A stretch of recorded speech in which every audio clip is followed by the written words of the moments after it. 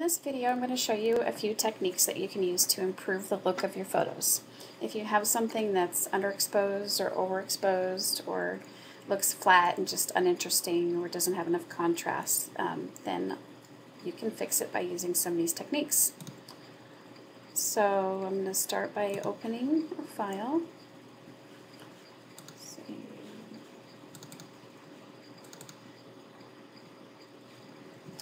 Now the first thing I'm going to show you how to do is to clone an object.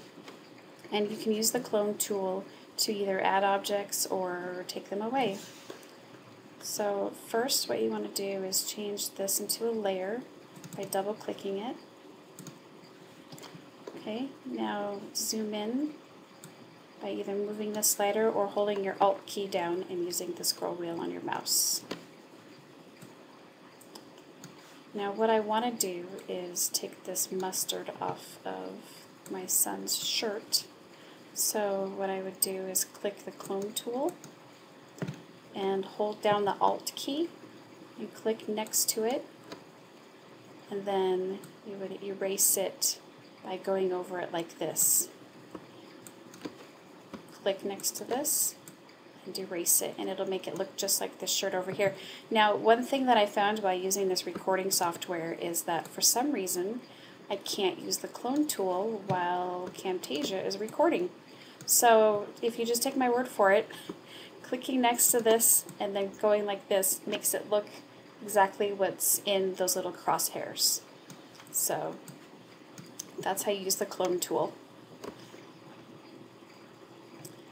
Now the next thing I'm going to do is adjust highlights and shadows.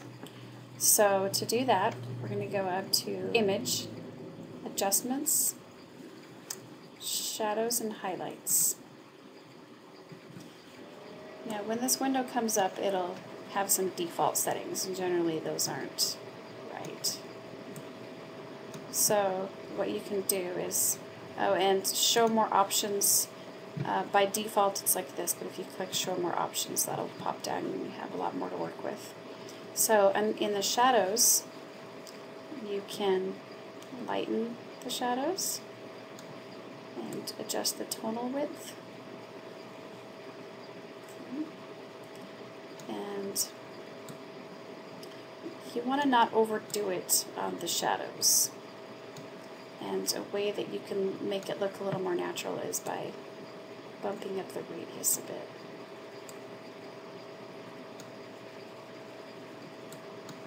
And then toning down the highlights.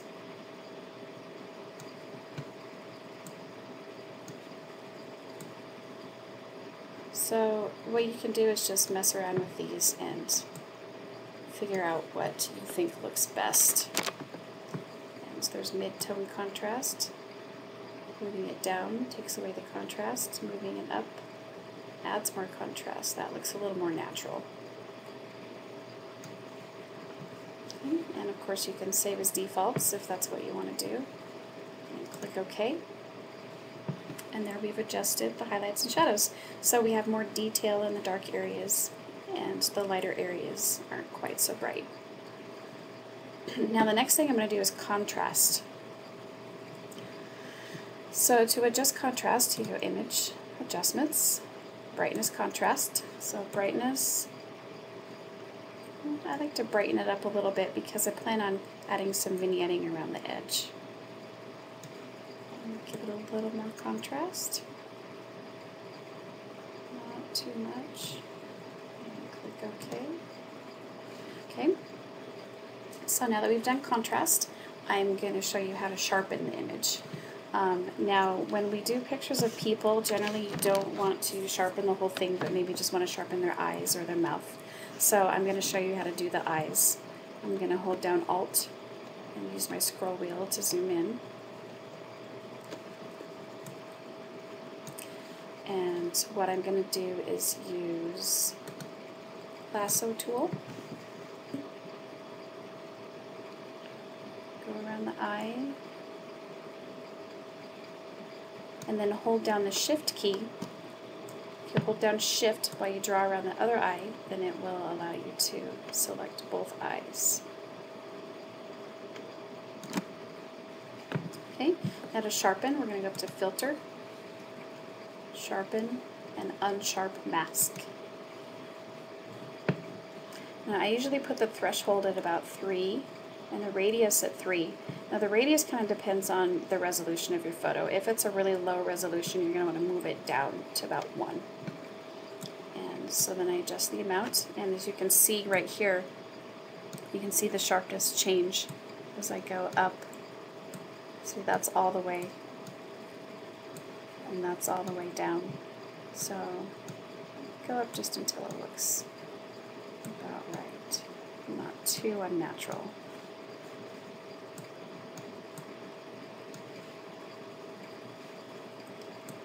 About 50. Okay. And now that you're done, you can hold down Control and D, and that's to deselect the eyes. Now we're going to do a selective focus. So I'm going to scroll back out. The selective focus is a pretty handy tool to use for when you want to keep one area in focus and blur the background. It makes a shallower depth of field. So the way you do that is to use the quick selection tool, and what you're going to do is draw around the area that you want in focus. Okay, and then when you're done with that, you're going to click on the Refine Edge button, and here you can choose what kind of backgrounds you want to see it on. I like to use on black. Now what you're going to do here is do the feathering, and what that does is it keeps it from having such a rough edge.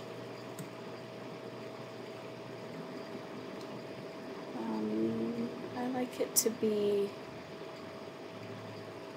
about 75. And then you can smooth the edges as well.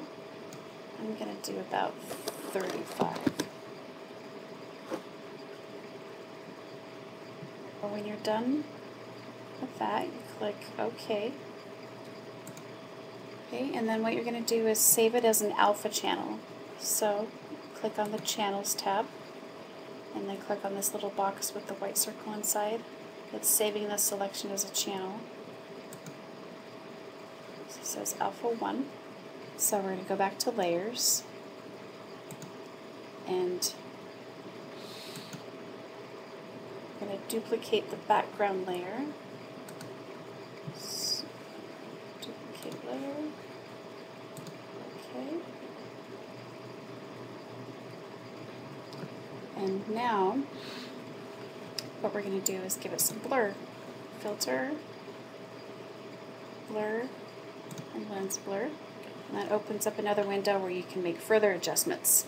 Now, what you're going to do here is make sure that the source in this depth map area is your Alpha 1 layer, and make sure the invert is checked. Without invert, just your selection is blurry, so you're going to invert it.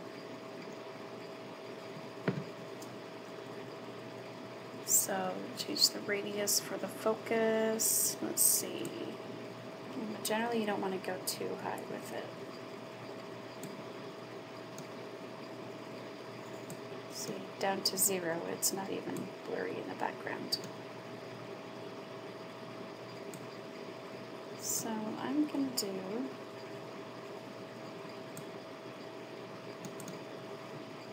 $10. Okay, and then you click OK. Okay, now that you're done, you can push Control D to deselect that part of his face. Right click over here to flatten image. And that part is done. That's how you do selective focus. Now what we're going to do is some vignetting. So we're going to do a layer, new layer, and OK. And use the elliptical marquee tool, which is this one right here. With the elliptical marquee tool, you need to draw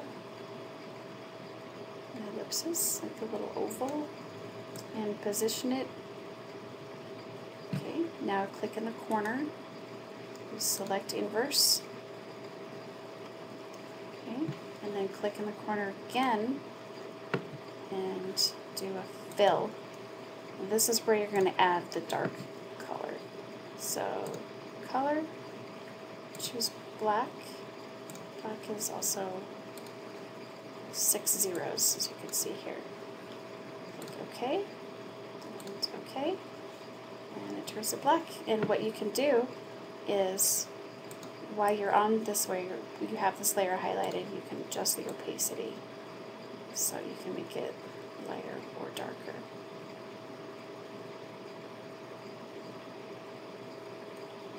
I try not to make it too dark. Okay. And again, Control D to deselect. Right click over here on one of these layers and flatten image. And you're done. That's quite an improvement.